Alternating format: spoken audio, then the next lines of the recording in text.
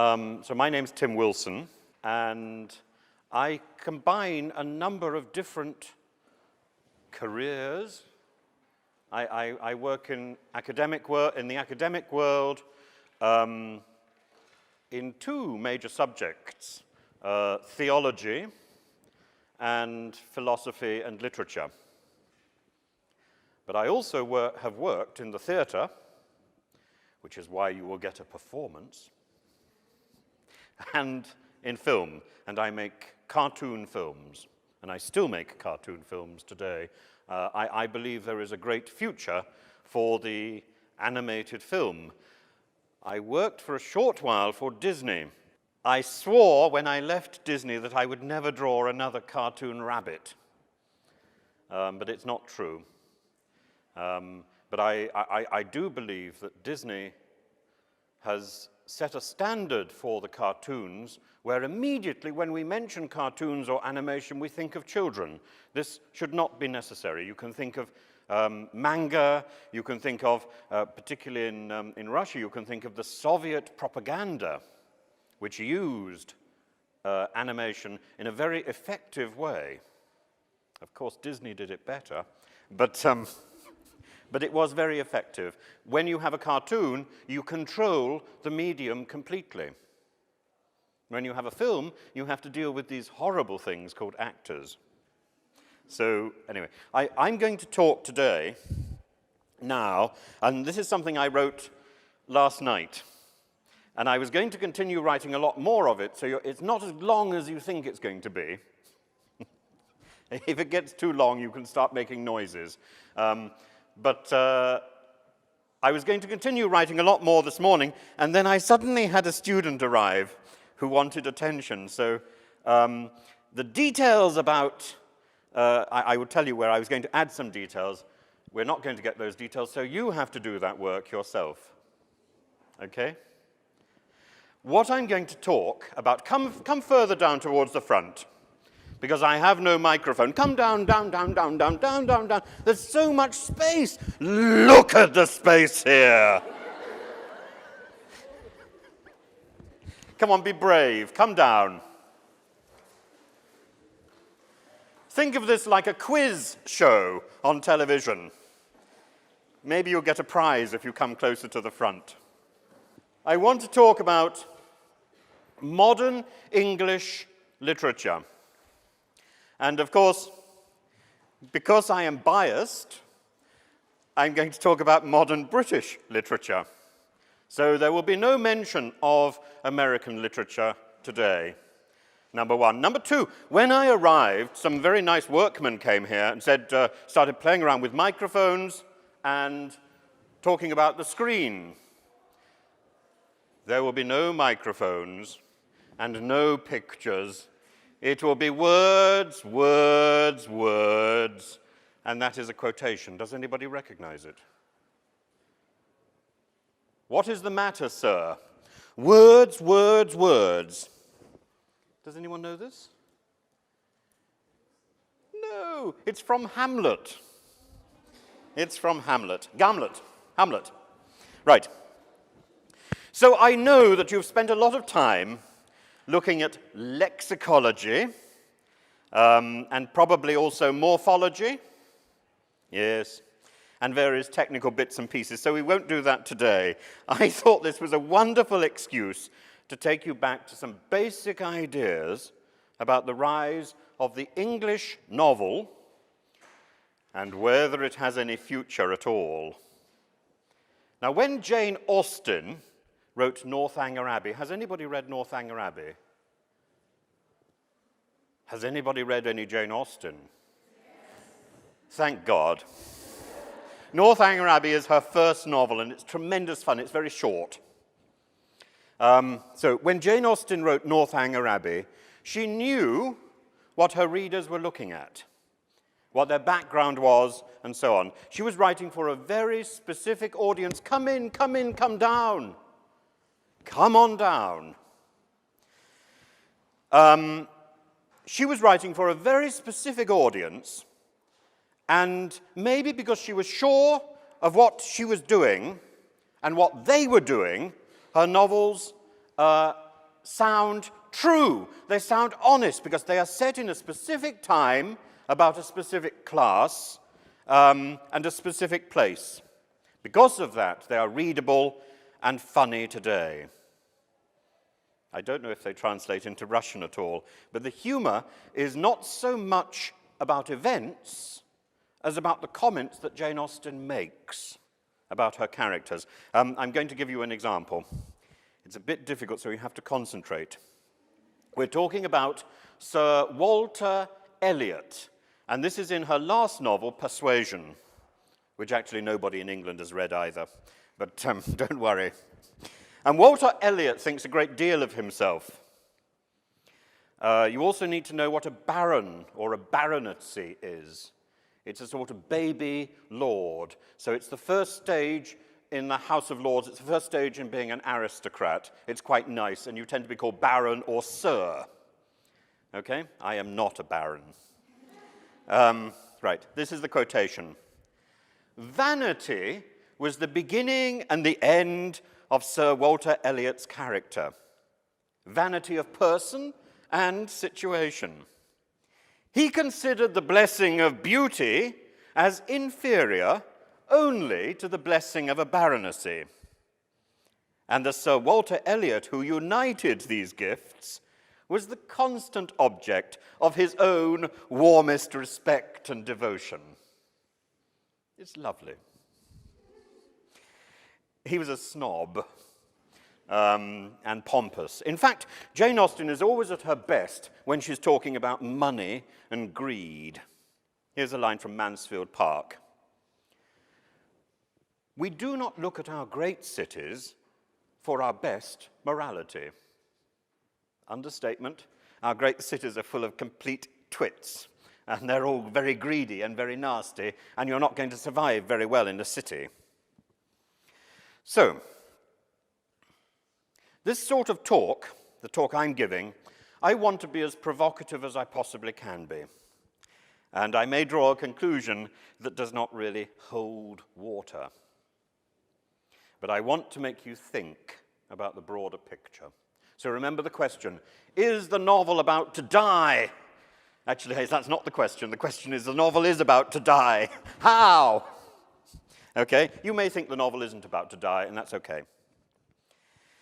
So first of all, if you're studying English or teaching it, I remember once being asked to write a textbook called Getting By in English. And I felt this had the nuance of barely managing. It might have been called Scraping Along in Another Language. And it was published by a publisher whose other books I saw on a child's desk 2 days ago. So I can't tell you who the publisher is. But the English language teaching industry churns on producing the same sort of textbook every year. It changes the name and the illustrations. In the past, it was my voice saying, listen and repeat. Hello, my name is George. Hello, my name is George. Did you get that? Okay? You may have heard this. And I'm afraid because I know this publisher is being used in Russia, it's very likely you heard it when you were younger.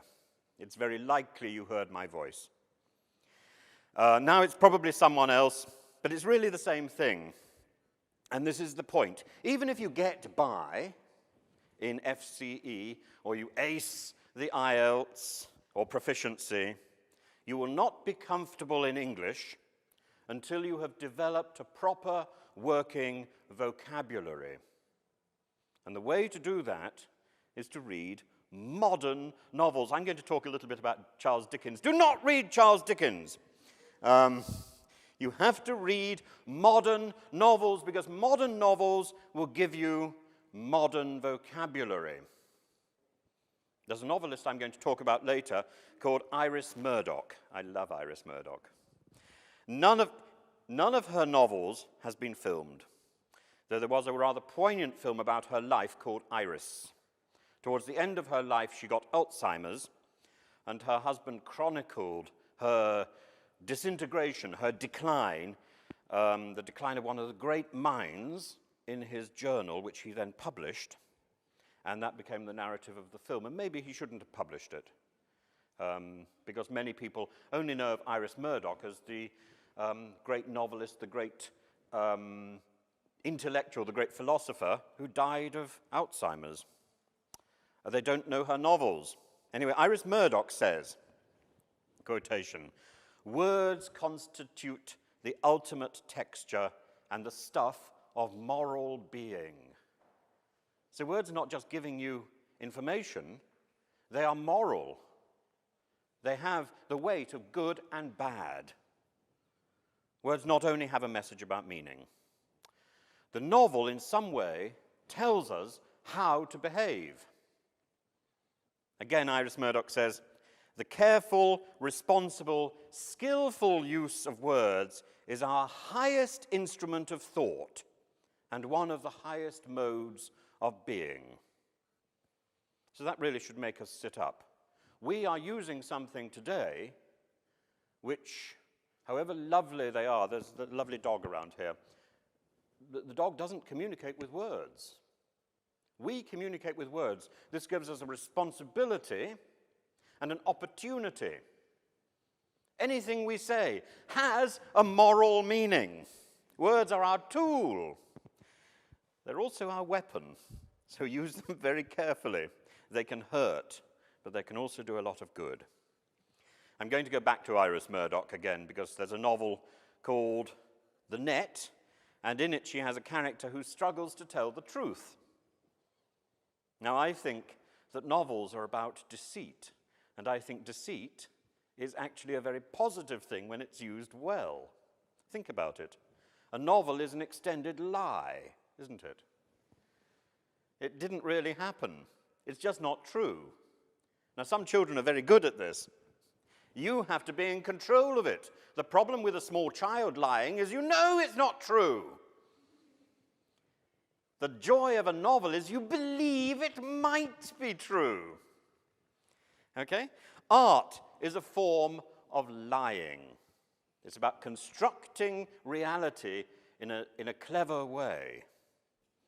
Now, in this novel, The Net, there's two characters. There's the saintly character. In fact, you find these characters in every single one of Iris Murdoch's novels. There's always a saintly character, a good character, who is very, very good. And there's also a character who is, ooh, let's experiment with this. And the saintly character is called Hugo. And he, in The Net, is the selfish character. He's so good, he is selfish. He doesn't think about other people. He just thinks about the good. So that's an interesting point about truth and kindness. Hugo says, the whole language is a machine for making falsehoods. So I don't want to give the impression that Iris Murdoch is always being a philosopher when she's writing.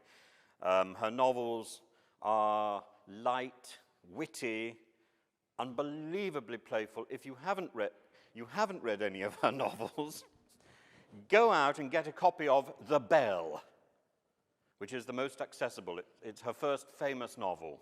As I say, none of the novels have been filmed, but The Bell was made into a BBC television series, and it's great fun.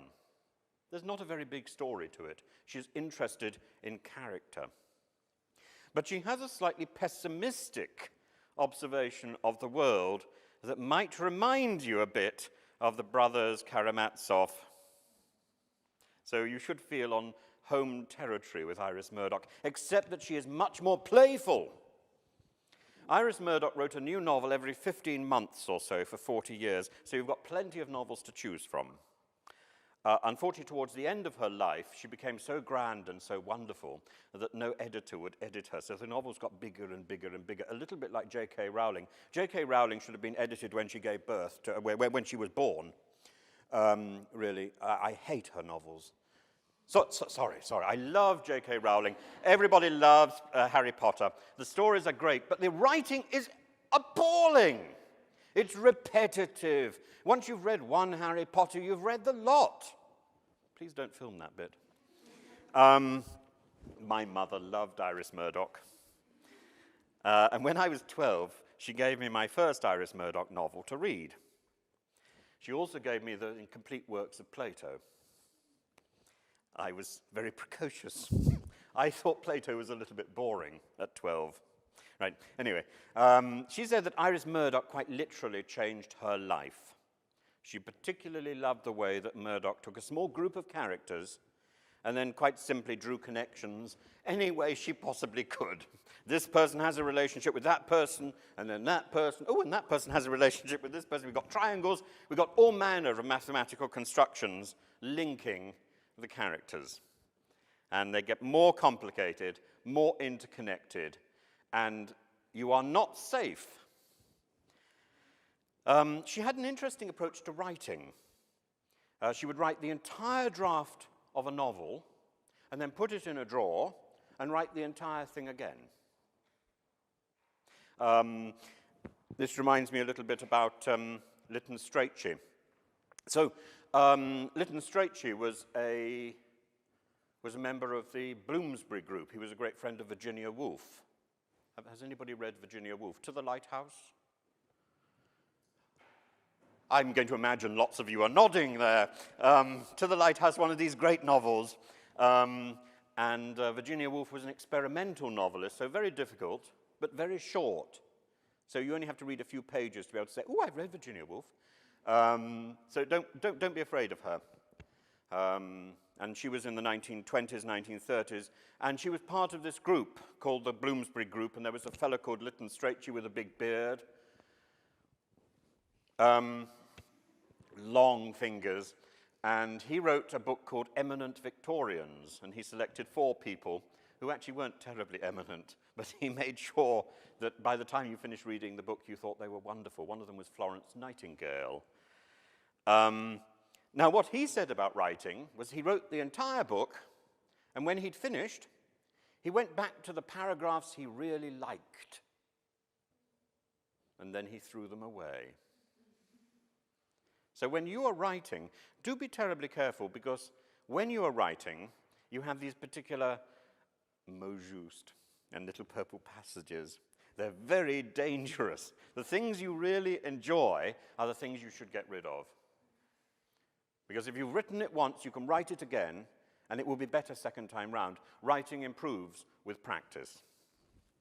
So don't hang on to things. The other thing about writing is when you're writing an essay, when you're writing anything, start. Just start. And particularly when you've got a computer, you can start anywhere. You can start at the end. And then put the other things in. If you are waiting for inspiration, inspiration is not a very lengthy visitor. You could be waiting for quite a long time. I think Moses waited for a long time. And, you know, people wait a long time for inspiration. It's not going to strike you at the right time to finish your essay. So just get started and then fill in the bits as you go along. You'll find when you've got started, you really feel enthusiastic. Does anybody have real difficulty with essay writing? Yes. I've got there's a video on the internet about how to write an essay, which I made, and I keep remaking it. And one of my students came to me this morning, and he said, your video's almost got a million hits, which I think is good. He was trying to curry favor. And he's very good at that. I gave him an extra 10 minutes, which is why you don't have the bit on trains, which I'm coming to. So, his name is Artem, if you want to blame him. But be nice. So Lytton Strachey said, just get rid of all the things that you really like and then start writing again. Those good things will materialize into something even better when you get rid of them. So if you can write something once, you can do it again, and it gets better. Back to the opening point. If you are studying using English on a regular basis, you need to be reading novels. Whenever I meet a student and they say, oh, I'm doing English, I say, what are you reading? And there's a horrible pause. Now, I'm reading stuff at the moment, and I hesitate to say what it is, but I will say later on. It doesn't matter what you're reading. Look, don't think that your English is going to improve by reading the newspaper. If you know a few words They will repeat themselves again and again. What are the words? Angela Merkel, David Cameron, crisis, referendum. Frankly, with those few words, I can read the newspaper again and again, and I'm not going to get stuck. So newspapers have predictable vocabulary, predictable and boring grammar. Get rid of the newspapers, read a novel. It's so much nicer as well. You've got a happy ending at the end, sometimes, unless you're reading Russian novels. Sorry. Right.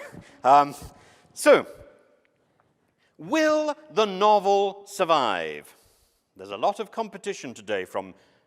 What's the competition for the novel, do you think? What would you be doing instead of reading a novel now? Other than listening to me, which is so much more important. Well, you might be watching television, going to the cinema, watching DVDs. These are certainly things which could kill the novel, couldn't they? Video games. Who plays video games? Everybody plays video games. You know, they really improve your mental dexterity in your fingers. Don't think they improve your literature. And I used to make video games. I was responsible for a video game in 1992 called Alien versus Predator. It was then made into a film. I live in shame. But I think there are other features of the modern world that will also, in fact, may more decisively kill the novel. And one of these is an invention in the 19th century, and the other is something that happens in the 20th century. We'll come to the 20th century one later. That's going to be the big surprise. Oh, there is something else, actually, because I think maybe the novel is no longer profitable. The market is falling out of the novel. We cannot survive on Harry Potter alone. But where do you buy novels today? If you don't notice that there's something new being written on Amazon. There seems to be a genuine lack of interest in bookshops. I know in England the new novels are shoved around the corner, beyond the travel books and the cookbooks, the TV tie-ins, and the biographies of Tom Cruise and Donald Trump. It's as if we've become ashamed of the novel.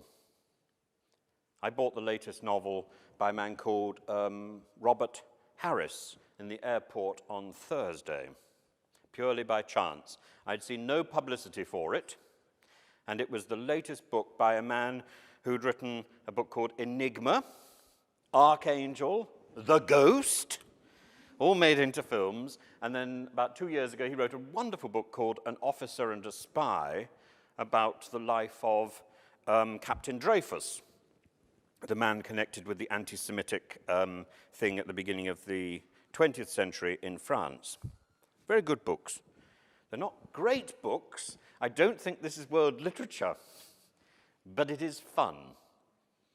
And don't be afraid of entertainment. That's what the novel was originally intended to do. It was intended to entertain. So whatever you are reading, even The Rat Boy, whatever you are reading is good, as long as you're reading something. And as long as it's not a newspaper or Harry Potter. Actually, I don't mind if you read Harry Potter. Unfortunately, she's writing another series of Harry Potter novels, or Hogwarts novels. For me, the great novels begin in the 18th century with Jane Austen. I used to be taught by a wonderful teacher when I was at school who had a voice of death. He used to talk like this in a single monosyllable, in a single monotone, and occasionally when we were very young, he'd ask us to read poetry. He'd give a book of poetry to a boy and say, "Can you read?" And the boy would start reading, saying, and "What's the matter, sir?" He'd say, "Can you read with expression like I do?" So he had no real knowledge. Could you hear that at the back? Maybe not. Can you hear me? Do you want to come down to the front? Come down to the front. Don't linger at the back. Don't be afraid. There's so much space here. Come down, and then you won't fall asleep. Take notes, and that keeps your hand occupied. Anyway, Jane Austen, this man, when I was about 12 or 13, I remember in one class, there was a moment of emotion from this man with a monotone.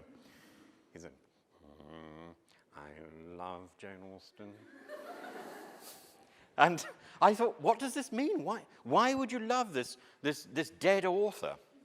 And then I read her, and I got more and more excited about Jane Austen. So I hope she communicates to you at some point. So I can't encourage you enough.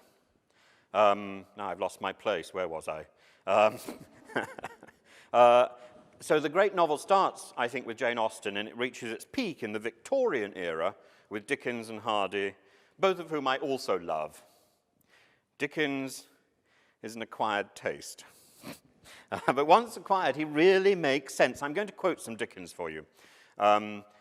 So please let me be indulgent for a minute and read you the opening lines of the most famous opening lines of any novel. You can tell me what it is. It was the best of times. It was the worst of times. It was an age of wisdom. It was the age of foolishness. It was the epoch of belief. It was the epoch of incredulity. It was the season of light. It was the season of darkness. It was the spring of hope, and so it goes on. Does anybody know what that's from? It's a historical novel. It finishes with, "It is a far, far better thing that I do than I have ever done." And then he gets his head chopped off. The narrator dies at the end of the novel. Oh, should I have spoiled the end? No, sorry. But A Tale of Two Cities. A tremendous opening. Really, Dickens is just thinking about the rhythm of those words. You don't even need to understand them to feel the confidence of that opening paragraph. It goes on for another 20 lines, incidentally. Bleak House starts with a single sentence that continues for 7 pages. But try this one from Bleak House. Fog everywhere, fog up the river where it flows among green aits and meadows, fog down the river where it rolls defiled among the tears of shipping and the waterside pollutions of a great and dirty city. Fog on the Essex marches, fog on the Kentish heights, fog creeping into the cabooses of collier brigs, fog lying out on the yards and hovering in the rigging of the great ships, fog drooping on the gunwales of barges and small boats, fog in the eyes and throats of ancient Greenwich pensioners wheezing by the firesides of their wards, fog in the stem and bowl of the afternoon pipe of the wrathful skipper down in his close cabin, fog cruelly pinching the toes and fingers of the shivering little prentice boy on the deck, chance people on bridges peeping over the parapets into a nether sky of fog, with fog all round them, as if they were up in a balloon and hanging in the misty clouds. Do you see what he's doing there, incidentally? He starts a long way away. It is filmic, it's cinematic. He starts over there, he gradually gets closer and closer until he's actually looking at somebody smoking a pipe. And the pipe is full of fog as well. And then he goes back up, and then it's as if the person smoking the pipe looks up and he sees all these people leaning over a bridge. It's wonderful, and that's why Dickens is so exciting, because Dickens is the first filmmaker. Dickens enjoyed doing his stuff, reading aloud. He really enjoyed it. The way he sums up a character in just a few well-chosen words. I'm going to dwell on one character for a few minutes. So the way he does this makes all those long paragraphs of waffle worthwhile. Waffle, lovely word, incidentally, for American. But, and you can eat them afterwards. Mrs. Skewton. Mrs. Skewton is a deeply flirtatious elderly lady of about 80 who contrives to be wheeled around in a chair. She maintains the wheeled chair and the butting page, there being nothing whatever except her attitude to prevent her from walking. But then she becomes terminally ill and in need of the chair. So deep irony in that. And also in the fact that she continues flirting with everybody. So it's deeply ironic, it's deeply touching. And Dickens, even when he's being at his most cruel and painting really horrible caricatures, proves that he genuinely loves the people that he's talking about. And it's that balance of being nasty and kind that makes the novels of Dickens so wonderful. Even the horrible people, even Fagin. You all know Oliver Twist. If you haven't read the book, you've seen one of the films. We could do one of the songs in a few minutes from Oliver. No, don't encourage me. I break into song at a moment's notice. But Fagin, we see Fagin waiting for his execution and we feel sorry for him. How brilliant is that? You know, it's like Spielberg uses the same tricks, incidentally, in Jurassic Park when the dinosaurs die. We feel sorry for the dinosaurs, these ghastly, unthinking beasts who could never write a novel. They have no words. So Mrs. Skewton. The other thing is about Dickens is about his rhythm, but we mentioned that, and his change of speed. But you'll see this in a little passage I'm going to quote at some length. And this is the point. Mrs. Skewton is in a book called Dombey and Son. It's not a very well-known Dickens book. It's not one of the big ones, like Nicholas Nickleby or David Copperfield, but it's well worth reading. It's very long. If you carry it around with you, you know, A, you'll be doing some serious exercise, but B, everybody will be so impressed. You know, oh, what are you reading? Oh, Dombey and Son, and the joke is that actually it's really not about a son at all. The son dies in the first few pages. It's about the fact that the father needed a son or wanted a son, and in fact what he's got is a daughter, and he treats her with complete contempt for most of the novel. And, you know, anyway, but it's very touching. Try and read it. So Mrs. Skewton, who is particularly nasty to her daughter Edith. Everybody's nasty to the daughters in this novel. And you have to imagine Mrs. Skewton is one of those people a little bit like Maggie Smith, with a rather arch voice. Does anybody watch Downton Abbey? There you are. This is Downton Abbey, okay?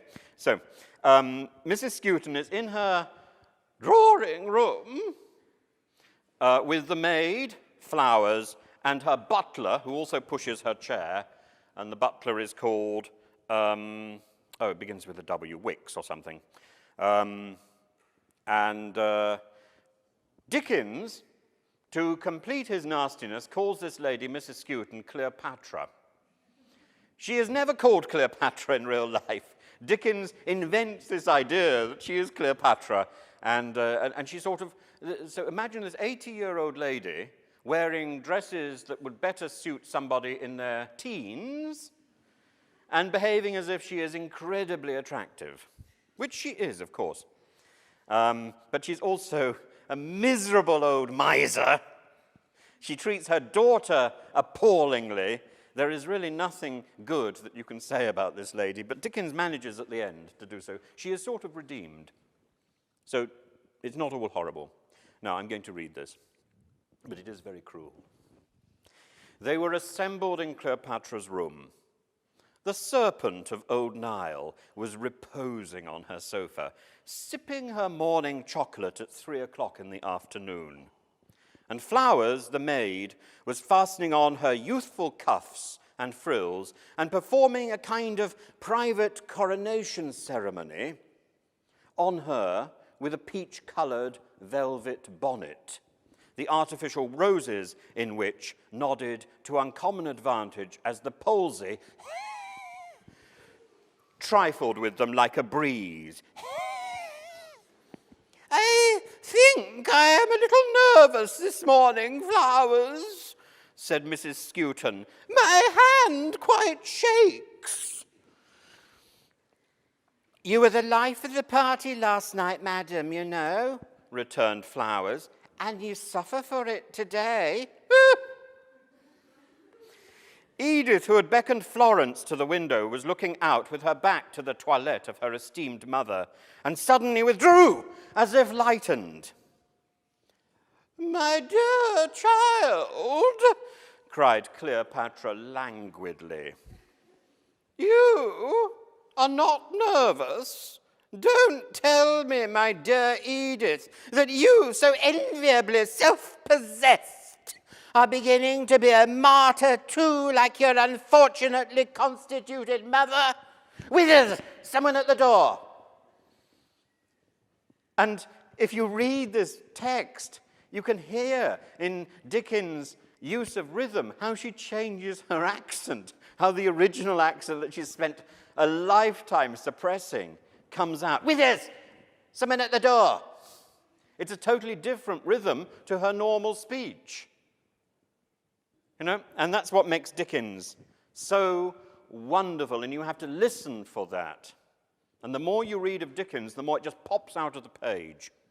Dickens, now here's the negative stuff. Dickens, like Hardy, was paid by the page.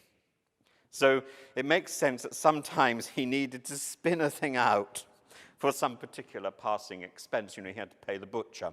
So he's going to write a few more pages this week so that he can make a little bit more money. But give him a chance. And another word about their own understanding of their job. Hardy thought of himself as a poet. He didn't think of himself as a novelist. And Dickens was most at home on the stage. Dickens loved appearing on the stage, and he read his own books. He read, so in case you're worried about it, Dickens read the best bits of Dickens. And they were all about deaths, the death of Nancy, the death of this person, the death of little Dorrit. They're all about deaths. The Victorians loved death. They loved melodrama. And melodrama, literally, in the Victorian stage, was melodrama.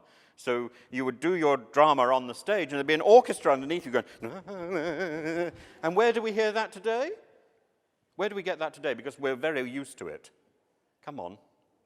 Where do we get drama and music controlling our response? No, opera's far too grand. Come on, something we all go to, we all see all the time. Exactly. The movies have inherited the melodrama. They've inherited this idea. I mean, some of it was set up by Wagner. Wagner wanted this complete theatre. And in fact, there's a link directly between Wagner and movies through a man called Korngold, who was a disciple of Wagner, and he wrote operas which weren't very successful. And then he went to Hollywood, and he's writing huge scores for the movies. So movies have always had this music underneath them telling you what emotional response to have. But Dickens was doing it too. And Dickens does it just with words. So Dickens is so much better. Now, their novels, Dickens and Hardy, I think of it. Jude the Obscure, Tessa the d'Urbervilles, Dombey and Son, David Copperfield, Nicholas Nickleby. Then you've got the really easy ones like Oliver Twist. They're all brilliant. Jane Austen, not a word wasted. Not a word misplaced. And the same would also go for E.M. Forster in the early 20th century. Has anybody read any E.M. Forster? Have you seen the films? A Passage to India, A Room with a View. At least watch the films. They're lovely. You should be impressed, particularly with something like... actually, just go out and buy a copy of A Passage to India. It's tremendous. Set in the dying days of the British Raj. Now, this is really the point. When the Victorian novel begins, that is where the rot sets in. Queen Victoria came to the throne in 1832, but we tend to date the Victorian era from 1830. We round things up or down. Maths is not my strong point. And so the Victorian era runs from 1830 to about 1900 or 1901. And the first public railway from Manchester to London or London to Manchester was opened in 1830. And that is my first argument. Railways, travel, the possibility of travel. The possibility of travel makes it harder and harder to write a coherent novel. Oh, you may say, but you've just mentioned A Passage to India, which is all about travel, which is predicated on the principle that you can do global travel. It is, indeed, but Forster works very hard with his plot to make his plot work despite the travel. In 1924, when the novel was first published, the journey from England to India was just possible. It was possible. I mean, the empire was built on this. But it was still a big decision for the characters. The heroine, it's about a girl, so you should all read it. The heroine is Adela Quested, and she goes to India with her chaperone, Mrs. Moore. And Mrs. Moore is one of those wonderful, good characters that you really only get in a novel. You can't get a good character in the cinema because you've got to have a little bit of darkness to make it believable. There's no drama in a good character in the cinema. But in novels, there are a few really good characters. Mrs. Moore is one of them. The journey to the Maribar Caves, which is the highlight of the novel, had to be arranged in the early morning around a fairly inflexible train timetable, and that's how Forster solves that problem. Forster ensures, in other words, that his characters are stuck in a particular place. Let's imagine we've got five people here, and me, and we have an argument. Okay? We really hate each other. I can just get up and go back to England. I don't need to stay here. So if we're writing a novel about that, the novel will stop when I go. How do we solve that problem? Because travel, the ease of travel, destroys the novel. Ironic that it starts in the same year, really. Ironic that the novel really gets into its pace the same year that the railway gets into its pace. Mrs. Moore, when she's no longer necessary for the plot, Forster sticks her on a boat back to England and kills her off. She dies on the way back, dead. She dies, in a film, she would die off camera. She's no longer important. Just brilliant. For everyone except for Mrs. Moore, of course. Now, today the inconvenience of travel is increasingly hard to arrange. If I don't like it, I can go. I no longer have to face my adversaries. I no longer have to confront my friends who I've insulted. I can escape. And the novel grows out of the principle of drama that brings a group of characters into conflict and sees what will happen. The conflict stops if they run away. In a play, conflict happens over a period of 2 to 3 hours. In Greek tragedy, of course, Aristotle thought that it took place in a specific place for a specific period of time. Actually, he was wrong. He was being a bit idealistic about it. But a play is really only going to last 2 to 3 hours. It's going to have a limited number of places and a limited time period. A novel could extend to, 1,000, 2,000 pages or more, if you are Tolstoy. But it doesn't work if the protagonist, you know this word, yes, good, if the protagonist runs away. Of course, when it's used cleverly, travel can give us, this is the bit I didn't write, so you have to do the research. If it's used cleverly, travel can give us a dramatic pause, an explanation for a break in the narrative, a mysterious appearance or disappearance. So can you find out examples of those things? You'll find one in Wuthering Heights, certainly with Heathcliff. So what can travel do in the novel in order to explain disappearance and appearance? It has been used very creatively. But the argument for today is that, sadly, travel also gives us an opportunity just simply to stop the novel. People can simply avoid the confrontation. What are the solutions to this? Well, the first solution is to write historical fiction. And the novels that fill our shelves in our local bookshops in England certainly are, I would say, 50% full of historical novels, and probably here too, because that is a solution to this problem. If you set the novel before the 19th century, the characters can't run away. They're stuck. We can also trap the characters in a coal mine or a spaceship or in a lecture theatre. We can shut that door and, we're stuck here for the next 24 hours. Very exciting. And then we have to work out what to do. That would make a great novel. Or I hesitate to make the reference again. I really do.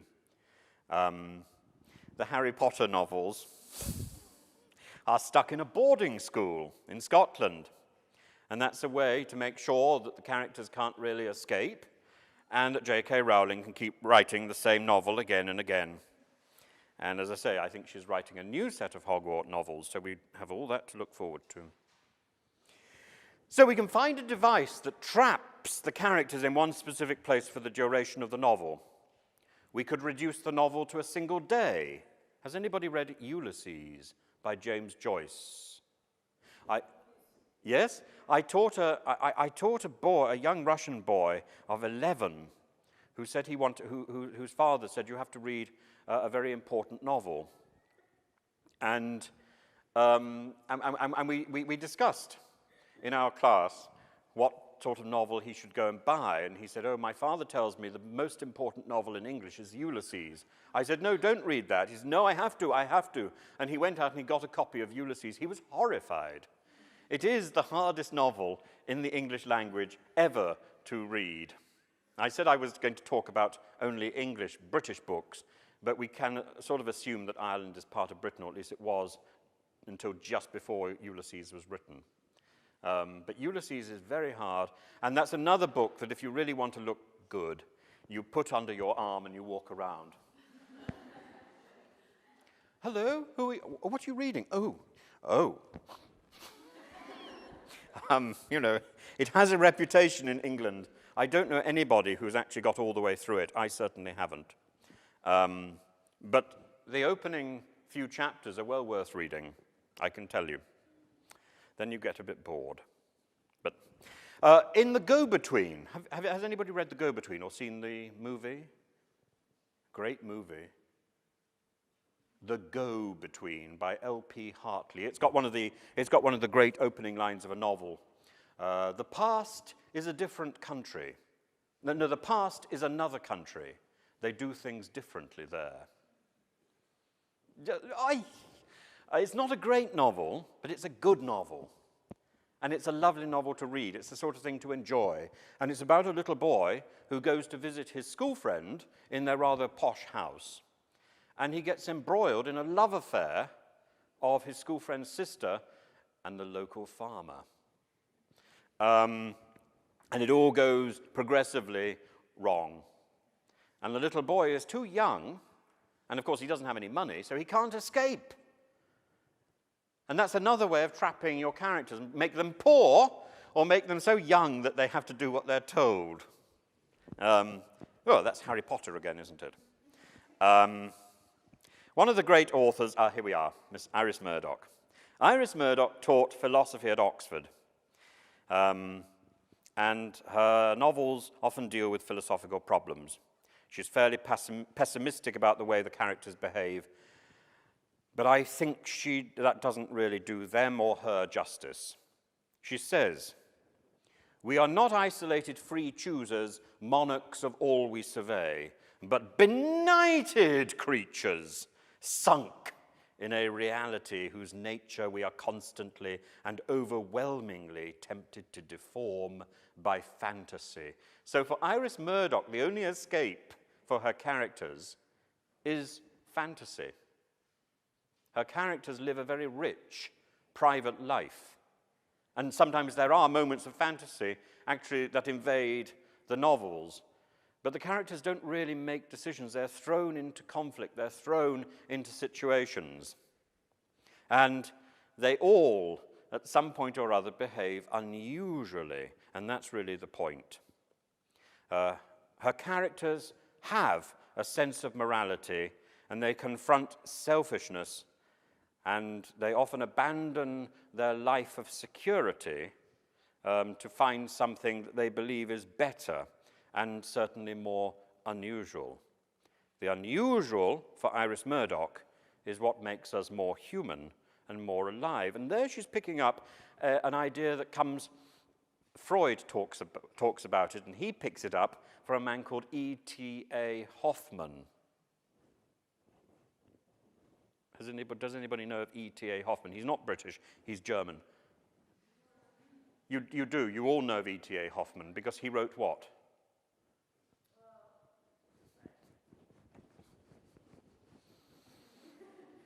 Can anybody hum any of the tunes from it? Every Christmas, out in the Bolshoi. The Nutcracker. Right, but there's also many others. There's an extraordinary story in E.T.A. Hoffman where a woman falls in love with a snake. She falls in love with a snake. What you get in the Nutcracker in Tchaikovsky is a very sanitized version of E.T.A. Hoffman. E.T.A. Hoffman is one of the most peculiar writers ever in the world of writing, and he loves the unusual. And Freud wrote a paper about it called The Unusual. So you can do your psychology as well as your German now. But Iris Murdoch picks this up. The unusual is what makes us more human. The unusual is what makes us more alive. She says in The Sublime and the Good, aren't her titles lovely? The Sublime and the Good, Nuns and Soldiers, The Bell. If you want to write a novel, get a good title. She says, love is the perception of individuals. Love is the extremely difficult realization that something other than oneself is real. Love, and so art and morals, is the discovery of reality. It's moving beyond yourself. In The Bell, the first of the novels, which I recommend to everybody, one of her characters says, all our failures are ultimately failures in love. It's an aspect of Iris Murdoch that really appeals to me. Her belief that love and art can take a person out of himself or herself. Again, there's a feature in almost all of the novels. I managed to find a few examples here. I'm going to read them off to you. She calls this unselfing, where characters go into an art gallery or they see a picture and they look at the picture and they are taken out of themselves, or they see a statue and they're taken out of themselves. It happens when Harriet Gavender is looking at a painting in The Sacred and Profane Love Machine. Gosh, what a wonderful title. The Sacred and Profane Love Machine. Brilliant book. Tim Reed, in Nuns and Soldiers. Tim Reed. Of course, anybody called Tim gets my vote. Dora Greenfield in The Bell. Just a few examples. They look at a painting or they look at a statue and they feel they've been taken out of themselves and they're no longer feeling selfish for a short period. But all of these characters, oh my goodness, something's gone wrong here. Oh no. Oh, there it's back. Gosh, it's like losing your whole mind. I have the memory of a goldfish. All of these characters, there it is. All of these characters cannot explain what has happened to them. Do you know about goldfish? Goldfish apparently go round I don't think it's true.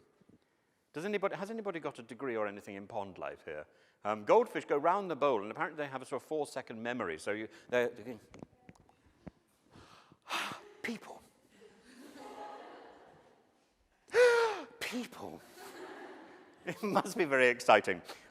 This is something we have to learn instantly when we're reading a novel. It's something that we really do get when we're reading a novel. When we read a novel, we are living in the moment. It's one of those few opportunities in our life when we live in the moment. We're living in the moment that's been created by somebody else, and it may be a moment that's actually describing the past or the future, but we are living in that moment, and that's what's so exciting. When we go to the cinema, we're living in that moment.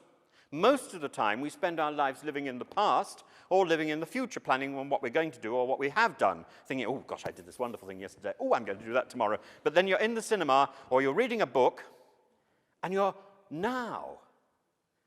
And it's something we have to cultivate. When we're talking to somebody, if we're teaching, we have to try so hard to cultivate the habit of being interested in the now. Otherwise, you get this thing where you're talking to somebody and your eyes, yes, yes, and you're really not paying attention because you're thinking about your washing or something.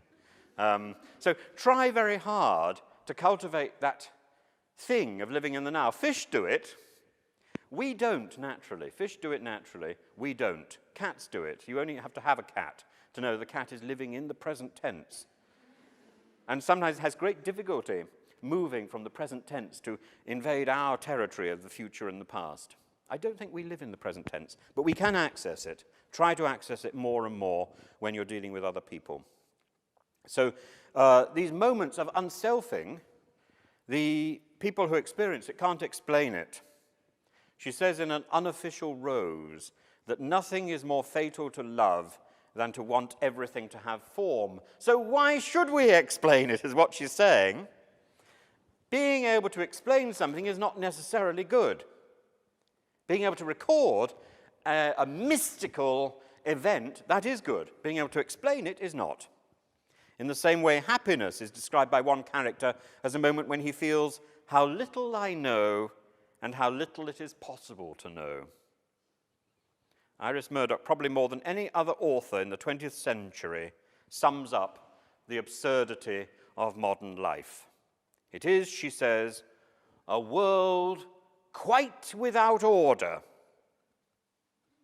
Think of that, when we've made so much effort, when David Cameron and all these people in power, Mr. Putin, are making such an effort to put order into the world, we have Iris Murdoch saying, a world completely without order. You know? But really, we don't have control, and we are living in an absurd world. At the end of one of her books, to make the point, The Sacred and Profane Love Machine, two of her main characters are inexplicably killed in a terrorist bomb at an airport. The novel just stops. And you want to say, what happened next? Nothing. They died. Nothing is resolved, because it is possible that the story can just be stopped. And that, little fanfare over there, that is my other point. So point one is travel stops the novel. Point two is that you can just be bombed. So I blamed the invention of the train in 1830, and the 20th century event or events, which I wanted to talk about, that make the novel almost impossible to write, are these great events of destruction. At the top of the list is the Holocaust. Even more generally, the brutality and destruction of World War or terrorism, a nuclear bomb, terrorism, genocide. These are all events that make it impossible to construct a novel where tidy domestic drama is meaningful. Think of it, we cannot write a Jane Austen novel today in the 21st century. That's my point. We can write a Jane Austen novel and put it in the 18th century where we don't have these life-changing events, where our characters can't suddenly get up and go. I mean, can you imagine characters in Pride and Prejudice? Oh, I've had enough of this. I'm going. Mr. Darcy, I'm going off to America.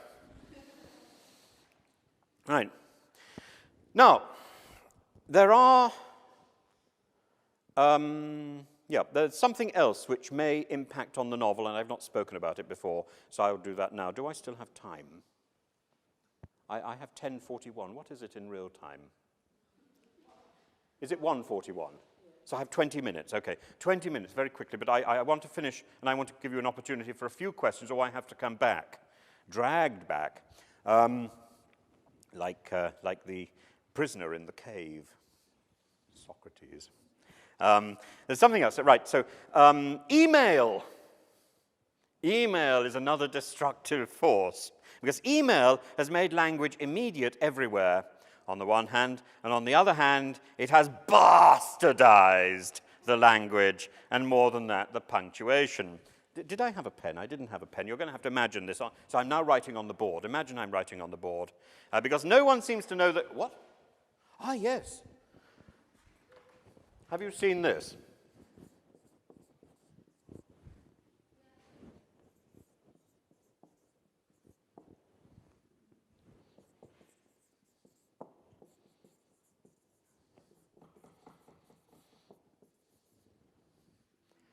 Oh, it makes my blood boil. No one seems to know the difference between any of these. And then as if to demonstrate that their interest in punctuation is purely decorative, you get this.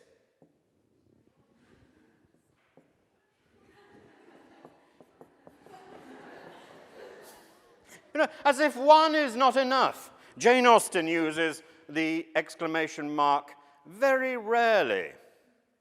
Jane Austen did not have email. Incidentally, those little things like, what is it? LOL. And this, yeah, you know this one. This was invented in Rome, ancient Rome. It was invented by the secretary of Cicero. So this is good. And the soldiers in the First World War invented lots and lots of abbreviations. And then they'd write the letter one way, and then they'd turn the paper over and write it again.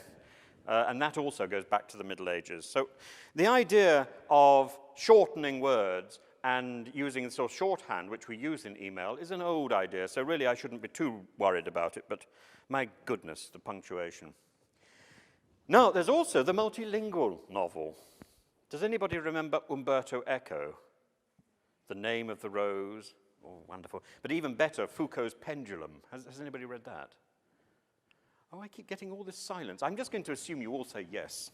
Yes, we loved it. So did I. So there we got a single novel published on the same day in many different languages. And you never quite know which language it was actually written in. And then there's Juan Goytisolo, or Jose Goytisolo. Has anybody read this? It's not English. This is French and Spanish. And he just quite happily starts in French and finishes in Spanish. But actually, you've got the same experience yourself, because if you read War and Peace, which my mother gave to me before I was 12, she gave it to me in English translation, but in those days, that English translation didn't quite extend to the huge, huge chapters in French. I had never studied French. I could barely manage the English. Though War and Peace is the most wonderful book. Books. You're incredibly lucky to be able to read it in the original, which, of course, you all have, haven't you? Yes, there we are, there we are. So my French is execrable.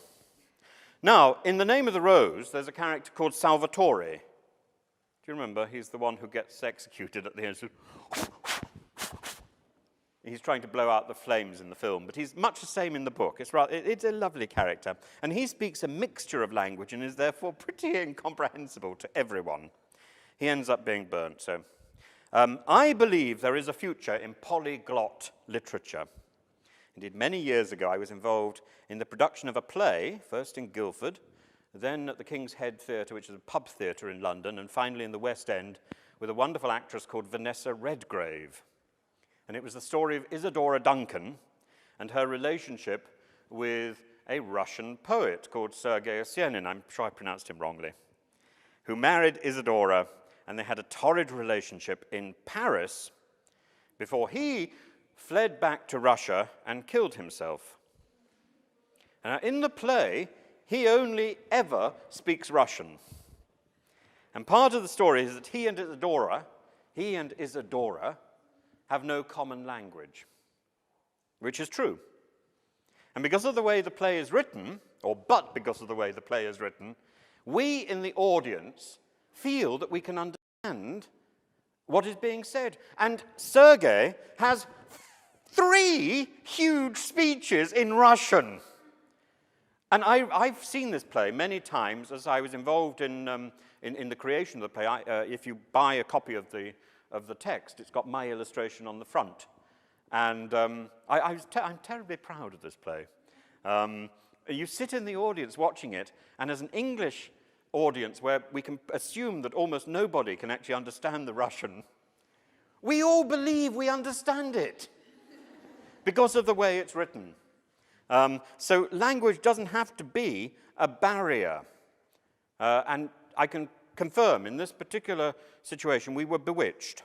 And I think there is some future in polyglot theatre. There may be some future in polyglot novels, but I think the Goytisolo example, you have to understand French and Spanish. But you know, if you're writing in Russian and the word you're writing about, even if you're if you're writing in English and the word you want to talk about is in Russian, use the Cyrillic, for goodness sake. It's the examiner who has to struggle, not you. The other thing, I love talking books. If you haven't come across them, do try and find not the dramatized version of a book or a film, but simply a recording of someone reading a novel. I often listen to talking books when I am working. I find it better than listening to music. And I particularly like to catch up on the 19th century novels. At the moment, I've been listening to some of the Forsyth saga. Not a great series of novels at all, but they set the framework for the modern soap opera, which dominates our television schedules. There's probably very little time left, isn't there? I cannot stop without mentioning two of the great 20th century British writers, George Orwell and Evelyn Waugh. George Orwell is important for you because he sets up the idea of simple English, which he learnt as a journalist. Don't throw away words simply to decorate the page. The simple rule is if you want to use an adjective, please do, but use it sparingly. If you want to use an adverb, you've just simply got the wrong verb. He walked very fast.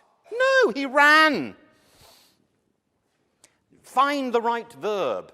Increase your vocabulary so you never again have to use an adverb. Evelyn Waugh. If you have never read Brideshead Revisited, please do so, or watch the BBC adaptation of it. Not the recent film, by the way.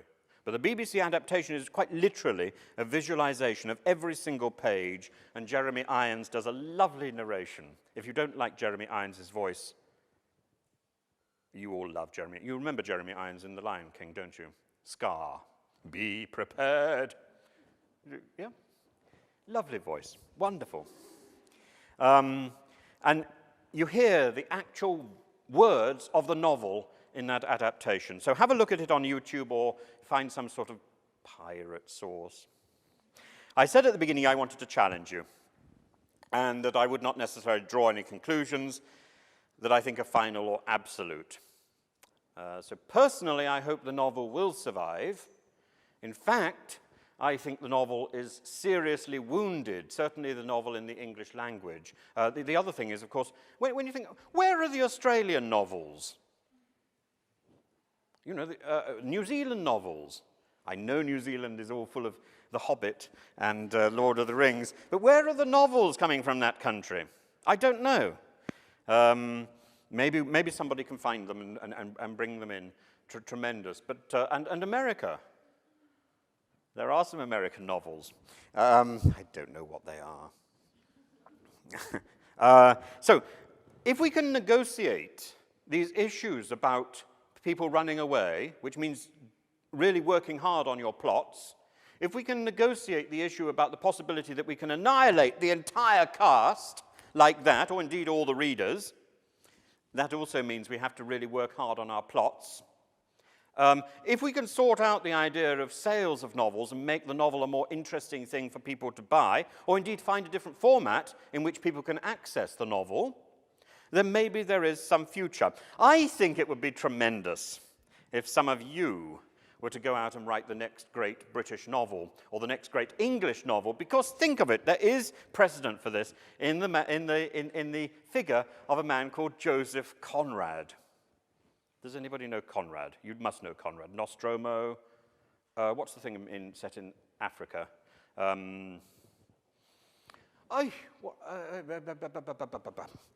I made a note of it? Heart of Darkness. Heart of Darkness. Has anybody read Heart of Darkness?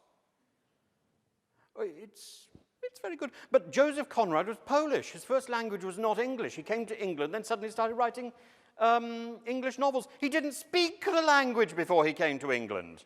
You speak the language. You know, go out, write an English novel. Stanley Kubrick, incidentally, the film director, thought that Joseph Conrad had rescued the novel for the 20th century. So here is your challenge. You can rescue the novel for the 21st century. But So let's end in an optimistic note for you and for me. So you're all going to commit yourselves to the ambition to write something great. Not just simply to communicate in English, but aim to do something stupendous. Aim to write. Okay? If you enjoy reading novels, you ought to enjoy writing them. And more than that, you could write them in English and in Russian, or many other languages maybe. What other languages do you speak? What? What? French? German?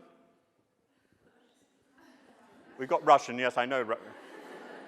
Any other language? Do we have anything really strange? Does anyone speak Chinese? No? Japanese?